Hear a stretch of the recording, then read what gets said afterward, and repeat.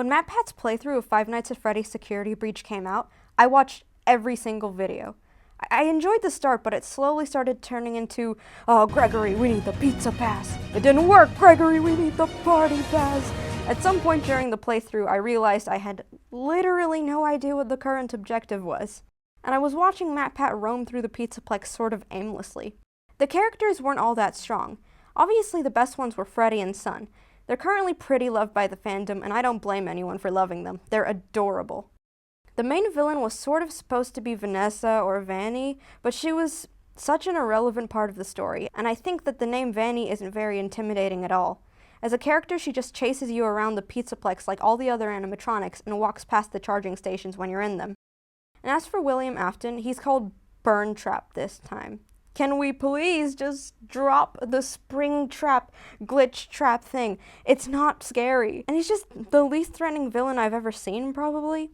There used to be a lot of mystery surrounding him in the start of Five Nights at Freddy's, but as we saw more of him, he just became less interesting.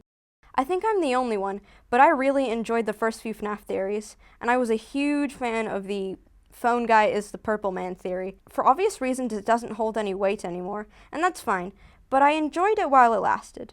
There used to be a real air of mystery to Five Nights at Freddy's. Now in terms of air of mystery, we have no air of mystery.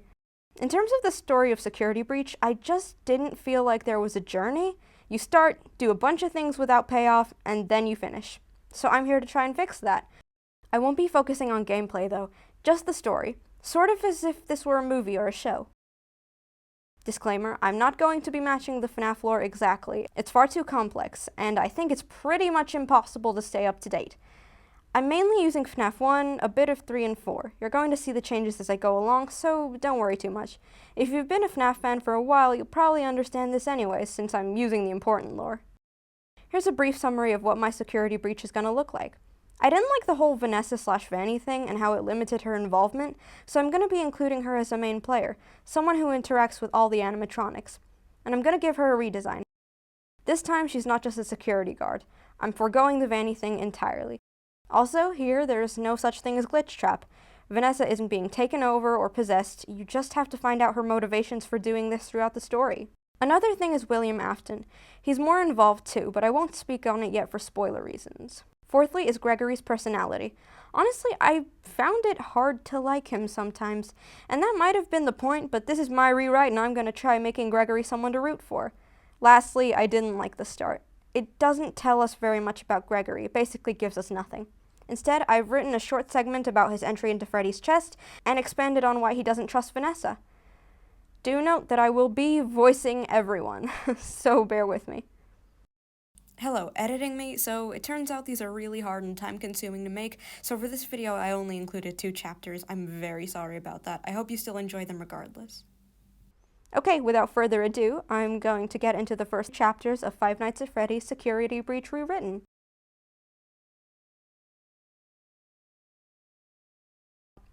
Gregory wakes up on a metal table in a white, sterile room, surrounded by dentist-like tools. He blinks. He doesn't remember anything, where he came from, what he was doing, and not even his own name. He has no clue where he is, but the sharp equipment surrounding him makes his heart race. He scrambles to get off the table, knocking off some tools as he does, and he hurries toward the door. He's met with a dimly lit but clean hallway with no signs as to where he is, only a large bin station to the side. He turns toward the footsteps coming around the corner before sprinting toward the bin and jumping in, freezing as soon as he settles inside. He keeps the lid of the bin slightly open. A young woman in a suit walks into the room he was just in. "Where is he?" yells the woman. "Gregory?" Gregory? This is the first he hears of his own name. He has no idea why this woman is looking for him. He drops the lid of the bin and hides as the woman quickly paces out of the room, disappearing behind the corner of the hallway almost immediately. When he thinks the coast is clear, he jumps out and runs in the other direction to her. Eventually, he comes to a flight of stairs. He goes down despite not knowing what's at the other end. As he descends, the area transitions from plain white and gray to black with neon patterns. He hears voices downstairs, crowds of people, mainly children. Gregory stops. A janitor with a broom takes some cleaning supplies out of the cabinet under the stairs and then walks away with a cart. He didn't notice him. Gregory continues running, hiding behind giant statues of humanoid animals and fountains as seemingly panicked children and bored parents walk past him. The place's workers are ushering people out, mentioning some kind of breakdown and how sorry they are for the inconvenience. Eventually, Gregory finds himself in a place completely empty, with only tables of uneaten pizza, but with no way out except the way he came, and a very out-of-the-way staircase.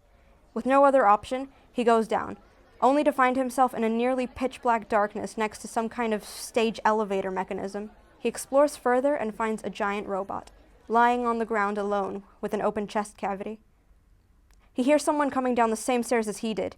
He turns to the robot's chest, to the stairs, and then back. He decides he has no other option. He jumps into the chest of the robot, fitting perfectly, almost as if it was made for his size.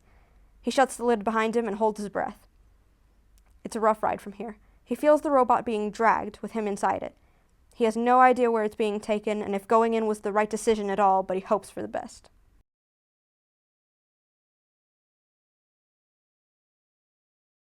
Showtime already. I am experiencing a malfunction. The recharge cycle is not complete. The main animatronic of the show activates.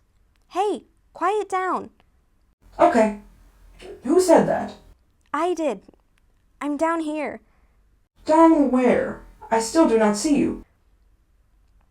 Okay, I'm sorry. I climbed into your stomach hole to hide. My stomach hole? That place is reserved for oversized birthday cakes and piñatas. It is not a safe play area. The animatronic removes Gregory from his chest cavity gently and places him on the ground before scanning him. Unable to scan. How odd. I am unable to verify your guest profile. Who are you? Gregory looks up at the giant metal bear. Who are you? I am Glam Rock Freddy, also simply known as Freddy Fazbear. I am the main singer of the band known... Okay, nice to meet you. My band is not called... Okay, nice to meet you. Though that is a very welcoming name. What is your name? Gregory pauses, blinking. I'm Gregory. Gregory, I will notify the main office. Connection error. I cannot connect to the main network. This must be due to the malfunction I experienced during the show. I will simply have to escort you to our boss, Vanessa. In fact, that is her outside of my room right now. How lucky. No, we can't tell her.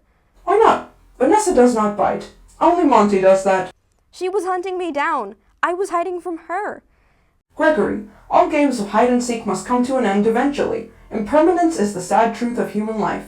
You can't let her see me. I have to get out of here. In that case, you should leave through the main entrance. It is not yet closed down for the night. We shut down in half an hour. Half an hour? This place is huge. I'm not going to find my way out of here in time. Not to worry. There is a shortcut through the daycare. Great. How do I get there? Well, you would need a daycare pass. I know some can be found in my brother Monty's room. Monty? The one that bites? I have to go through his room? Freddy nods and opens his door. Monty has been known to enjoy irritating the daycare attendant, lightheartedly. At this time, my siblings congregate in the common room anyway. You should be able to sneak past them. Gregory makes his way toward the door before losing his courage. He walks back to Freddy and grabs his hand. You'll come, right? Freddy blinks, processing the question. Are you scared of my brother and sisters? No, I'm not scared. I'm just... I blink, and the kid's gone. I'd run away from you too if I were a kid. I'd get an autograph from me instead. Maybe it's your turn, Monty. Have you ever considered being softer with the children? 3 animatronics sit on a circular sofa in the middle of a flashy, cluttered, poster-covered room. Have you ever considered getting a personality? Monty snaps back at the chicken. The wolf beside him snickers. No need to be rude. Freddy walks in through the door. Freddy! Says the chicken excitedly. Hello, Chief. Look who finally decided to join us. Oh, is the little guy feeling better? Yes, I am feeling much better now. So what? You threw the show for nothing?